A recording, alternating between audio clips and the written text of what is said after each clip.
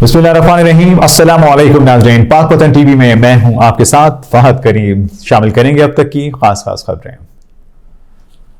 पाकिस्तान ने अफगानिस्तान के अंदर सरहदी इलाकों में खुफिया इत्तलात पर दहशतगर्दों के खिलाफ ऑपरेशन किया है। तर्जुमान दफ्तर खारिजा के मुताबिक हाफिज गुल बहादुर से ताल्लुक रखने वाला दहशतगर्द ग्रुप ऑपरेशन का अहम टारगेट था। हाफिज गुल बहादुर ग्रुप कालादम TTP से मिलकर पाकिस्तान में दहशतगर्द हमलों का जिम्मेदार है। पाकिस्तान ने अफगानिस्तान के अंदर सरहदी इलाकों में खुफिया इत्तलात पर दहशतगर्दों के खिलाफ ऑपरेशन किया है। तर्जुमान दफ्तर खारिजा के मुताबिक हाफिज गुल बहादुर से ताल्लुक रखने वाला दहशतगर्द ग्रुप ऑपरेशन का अहम टारगेट था। हाफिज गुल बहादुर ग्रुप कालादम TTP से मिलकर पाकिस्तान में दहशतगर्द हमलों का जिम्मेदार है। तर्जुमान दफ्तर खारिजा का कहना है कि पाकिस्तान अफगान अवाम को बहुत एहतराम करता है। अफगानिस्तान में इक़्तिदार में मौजूद बाज़ अनासिर TTP की सरपरस्ती कर रहे हैं।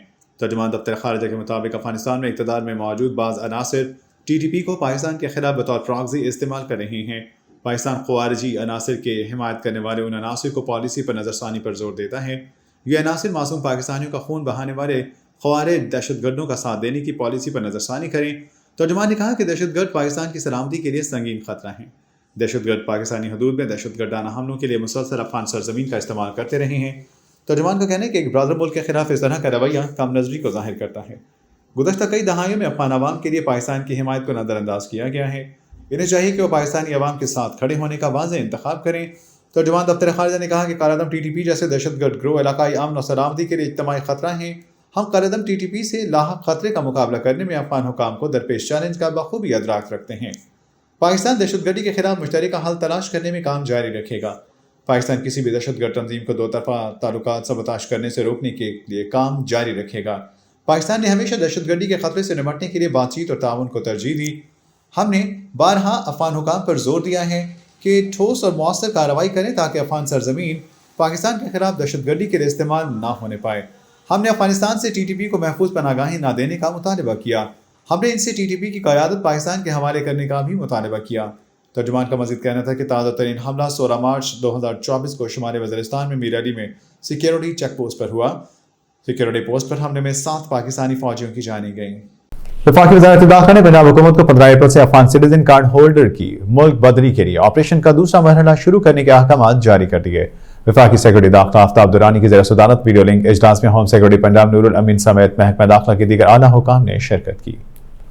वफाकी वज़ारत दाखिला ने पंजाब हुकूमत को 15 अप्रैल से अफगान सिटीजन कार्ड होल्डर्स की मुल्क बदली के लिए ऑपरेशन का दूसरा मरहला शुरू करने के अहकाम जारी कर दिए। वफाकी सेक्रेटरी दाखिला आफ्ताब दुरानी की ज़ेर-ए-सदारत वीडियो लिंक इजलास में होम सेक्रेटरी पंजाब नूरुल अमीन समेत महकमा दाखिला के दीगर आला हुकाम ने शिरकत की। वफाकी हुकूमत की जानिब से पंजाब को अफगान सिटीजन कार्ड होल्डर्स की फहरिस्तें फराहम की जाएंगी, जिन्हें पुलिस और दीगर कानून नाफिज करने वाले इदारों के साथ शेयर किया जाएगा। ज़रा ने बताया कि जिस तरह गैर कानूनी गैर मुल्की और अफगान शहरियों को गिरफ्तार करके ज़िलों में कायम होल्डिंग सिटीजन्स में रखा गया है और फिर डिपोर्ट किया गया, इसी तरह ACC कार्ड होल्डर्स को भी पहले रज़ाकाराना तौर पर वापस अफगानिस्तान जाने के लिए कहा जाएगा, जिसके बाद उन्हें गिरफ्तार करके डिपोर्ट किया जाएगा।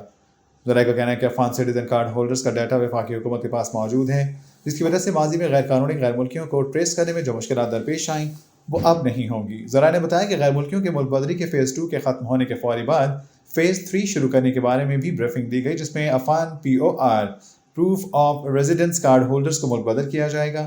ज़रा ने मज़ीद बताया कि अब तक 4 लाख से ज़्यादा गैर कानूनी गैर मुल्की अफगान बाशिंदों को डिपोर्ट किया जा चुका है।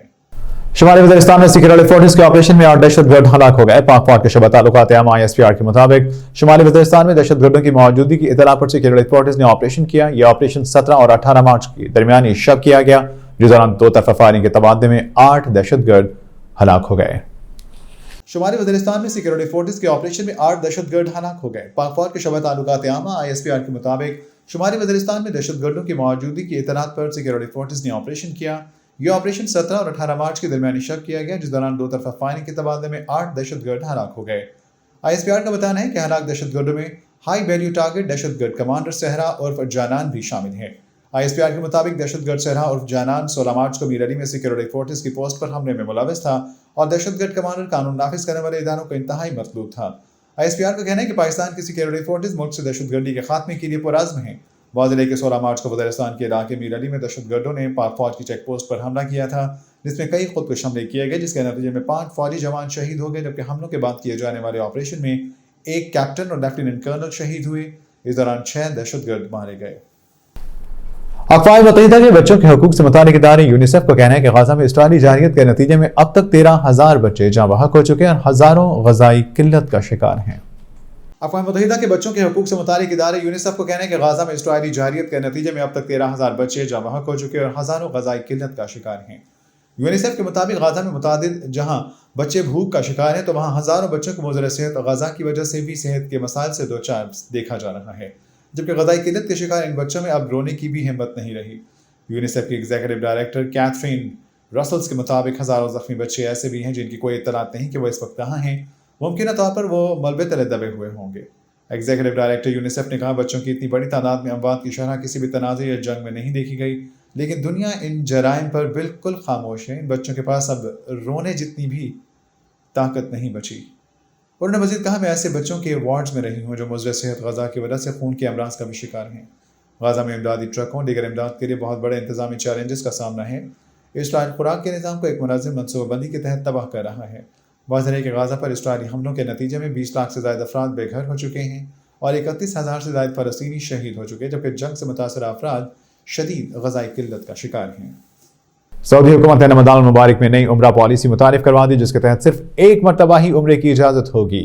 گزشتہ ہفتے مقدس ماہ رمضان المبارک کا آغاز ہوا جس دوران مکہ مکرمہ میں عمرہ زائرین کی بڑی تعداد دیکھی جاتی ہے جو مختلف زیارتوں اور عمرے کی ادائیگی کے لیے مسجد الحرام کا رخ کرتی ہے۔ سعودی حکومت نے رمضان المبارک میں نئی عمرہ پالیسی متعارف کرا دی جس کے تحت صرف ایک مرتبہ ہی عمرے کی اجازت ہوگی۔ گزشتہ ہفتے مقدس ماہ رمضان المبارک کا آغاز ہوا جس دوران مکہ مکرمہ میں عمرہ زائرین کی بڑی تعداد دیکھی جاتی ہے جو مختلف زیارتوں اور عمرے کی ادائیگی کے لیے مسجد الحرام کا رخ کرتی ہے۔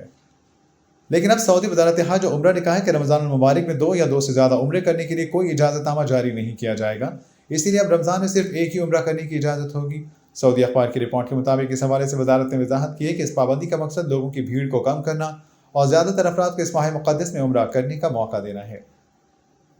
نساق کے مطابق ایک ہی شخص کی جانب سے دوسرے عمرے کے لیے اجازت نامہ حاصل کرنے کی کوشش کی صورت میں ایک پیغام لکھا ہوا نظر آئے گا کہ پرمٹ کا اجرا ناکام ہو گیا ہے، اسی لیے ہر کسی کو عمرے کا موقع فراہم کرنے کے لیے سعودی عرب کی حکومت رمضان میں صرف ایک بار ہی عمرے کی اجازت دے گی۔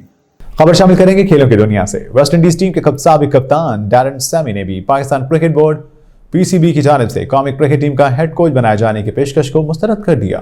ڈیرن سیمی PSL 9 کے لیے پشاور زلمی کے ہیڈ کوچ تھے، تاہم ڈیرن سیمی نے پاکستان مینز کرکٹ ٹیم کا ہیڈ کوچ بننے کی پاکستان کرکٹ بورڈ کی پیشکش قبول کرنے سے انکار کر دیا ہے۔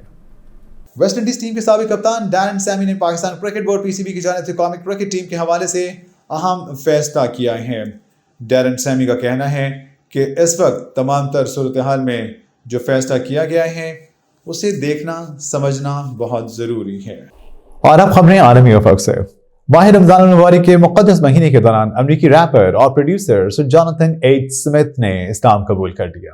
جوناتھن ایچ سمتھ اپنے مداحوں میں لل جان کے نام سے مشہور ہیں۔ لل جان نے گزشتہ جمعہ کے روز کیلیفورنیا میں واقع کنگ فہد مسجد کا دورہ کیا۔ اس دوران جان سینکڑوں افراد کے سامنے کلمہ پڑھ کر دائرہ اسلام میں داخل ہو گئے۔ وصلى الله وسلم وبارك على نبينا محمد وعلى آله وصحبه أجمعين وبعد. Alhamdulillah, we have Brother John with us today who is ready to become a Muslim and join our ummah. May Allah subhanahu wa ta'ala bless him and Allah subhanahu wa ta'ala keep him firm upon the path of his obedience for the rest of his life.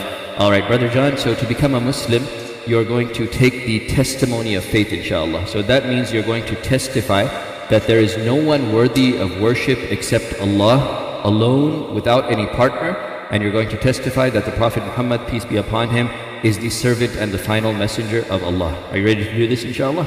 Alright, so we're going to say it in Arabic first, and you repeat after me, then we'll say it in English as well, alright? So repeat after me.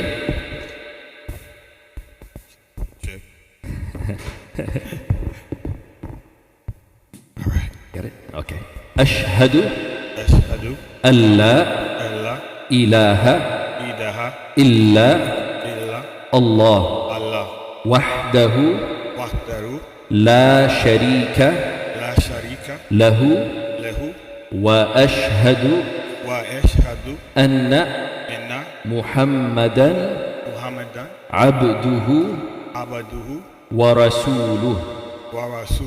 I testify that there is no one worthy of worship except Allah alone, alone, without partner, without partner. and I testify And I testify that Muhammad that Muhammad is his servant is his servant and final messenger. and final messenger. Allahu Akbar. MashaAllah. Allahu Akbar. MashaAllah. Congratulations. May Allah